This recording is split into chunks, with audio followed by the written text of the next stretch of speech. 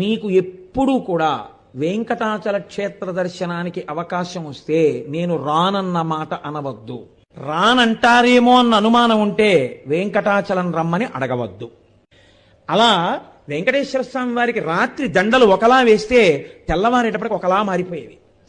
ఎవరు చేస్తున్నారని ఒక రోజున అనుమానం వచ్చి ఒక మహంత్ గుదిలో నక్కి పడుకున్నాడు చూద్దామని.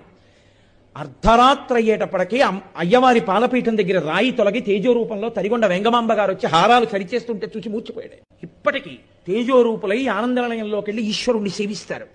బ్రహ్మగారు, చతుర్ముఖ బ్రహ్మగారు ప్రతిరోజు వెంకటేశ్వర స్వామి వారి పాదాలు కడిగి ఆ పాత్ర అక్కడ ఉంచుతారు. అందుకే రాత్రి నీటి చెంబు ఉంచి తలుపులేస్తారు.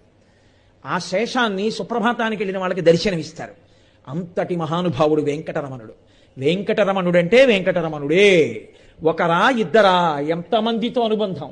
వారం రోజులు కాదు, కొన్ని నెలల పాటు వెంకటరమణుడు భక్తులు చెప్తూ వెడితే ఎన్ని యుగాలలో ఎంతమంది ఆ వెంకటాచల క్షేత్ర స్పర్శ చేత పునీతులయ్యారో, ఎంత ఆనందం పొందారో. ఇప్పటికీ నేను మీకు ఒక యథార్థం చెప్తున్నాను, బాగా జ్ఞాపకం ఉంచుకోండి. ఉపన్యాసాలన్నీ ఒకెత్తు, చేసిన సేవలన్నీ ఒకెత్తు, పూజలన్నీ ఒకెత్తు. నేను మీకు ఇవాళ ఎన్నడూ నేను చెప్పడానికి ఇష్టపడనటువంటి ఒక ముఖ్యమైన విషయాన్ని నేను మీతో మనవి చేస్తాను. మీకు ఎప్పుడూ కూడా వెంకటాచల క్షేత్ర దర్శనానికి అవకాశం వస్తే నేను రానన్న మాట అనవద్దు.